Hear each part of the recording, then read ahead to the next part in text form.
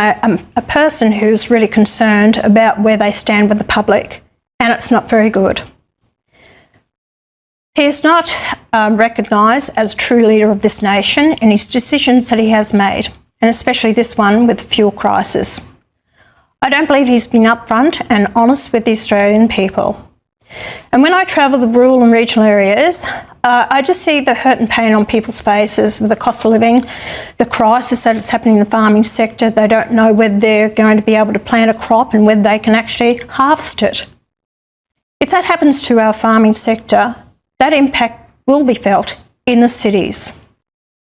You know, when they say we have no fuel crisis, then we have. Then they say we've got enough supply, we've got more fuel now than what we have in the past. The past when? When are we talking about?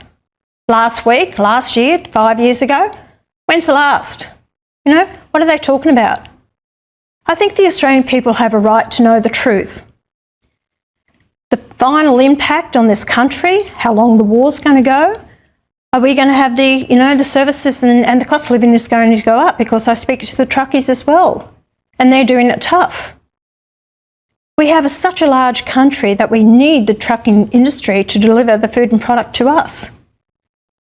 So I just believe that the government has to be realistic about it. This country cannot run on solar and wind.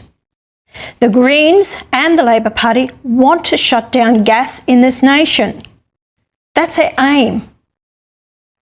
And I just feel that we have to be realistic. We are one of the most resource-rich countries in the world. We have everything here in Australia, but if we've let it slip through our fingers by government trade agreements, or whether it's these deals that we've done by foreign multinationals come here and rip the guts out of this country. That's not what I stand for. I want to see a prosperous nation like Norway is, with every citizen there has about $400,000 worth of money that belongs to them. The National Wealth Fund. We have nothing but a debt approaching $1 trillion. We can do better, but we need the leadership in this nation to say, right, let's give us those fossil fuels that will deliver us back, that industries, manufacturing, small business, innovation, keep us scientists here as well. We've got so much to offer in this nation, but we don't have the leadership. And I don't see Anthony Albanese or the Labor Party, or anyone on the coalition side for that matter, that gives me the warmth to think that they have this nation at heart and have the answers for the future generations. Let me say this straight. What you just watched is not just another political exchange. This is a serious warning sign about leadership at the highest level. Because this didn't just happen overnight. For weeks, even months, pressure has been quietly building around Anthony Albanese. Questions about direction, questions about decision-making, and most importantly, questions about honesty. And now, in the middle of a national fuel crisis, all of those concerns have just exploded into the open. Think about what actually happened here. A prime minister builds anticipation for hours. The entire country waiting for clarity, waiting for reassurance, waiting for a real plan. And what do they get in return? 3 minutes.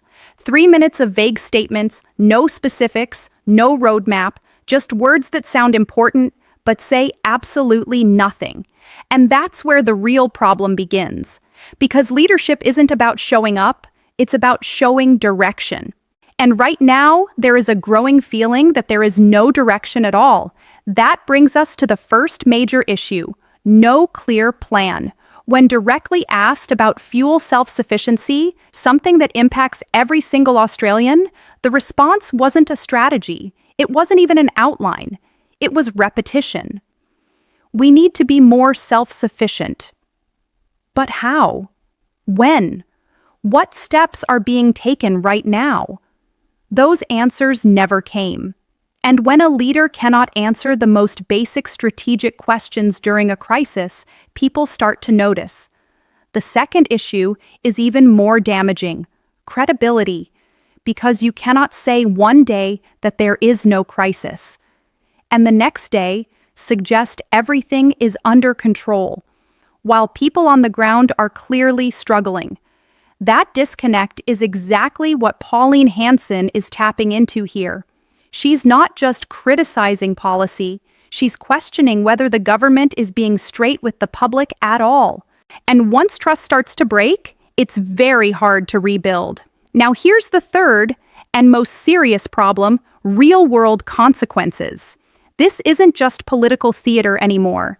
This is about farmers who don't know if they can plant their next crop.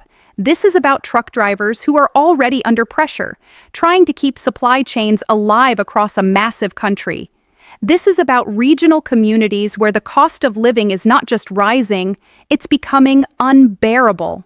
And here's the reality: when those sectors collapse, the impact doesn't stay there. It spreads. It hits cities. It hits supermarkets. It hits everyday families who suddenly find basic necessities harder to afford. That's the chain reaction we're looking at. So when Pauline Hanson says he's not a true leader, that statement carries weight, because it reflects a deeper frustration, not just from politicians, but from ordinary people who feel like they're not being told the full truth. Now let's go one step further, because this isn't just about one crisis. This is about a pattern of unclear communication, a pattern of avoiding direct answers, and a pattern of reacting late instead of leading early. And in times like these, that kind of leadership style doesn't just create confusion. It creates risk. Australia is one of the most resource-rich countries in the world. Energy should not be a question mark. Supply should not be uncertain. And yet here we are, having a national conversation about whether the country can even sustain itself in a crisis. That raises a bigger question. Is there actually a long-term vision here, or is the government simply managing headlines day by day? Because pushing big transitions without securing current systems first is a dangerous game. You don't replace stability with uncertainty, especially not when millions of people depend on it. And history has shown this again and again. When leadership hesitates during critical moments, the consequences don't come slowly. They hit all at once, and by then, it's already too late to react. So now the conversation changes. This is no longer about whether that speech was weak or whether that moment was mishandled. The real question is, does Anthony Albanese actually have control of the situation? Or are we watching a government that is slowly losing grip while trying to convince everyone that everything is fine? Because if that's the case, then what we're seeing right now is just the beginning. Drop your opinion in the comments. Do you think this is a leadership failure or just pressure building before something bigger? And if you want more real breakdowns like this, make sure you stay tuned, because this story is far from over.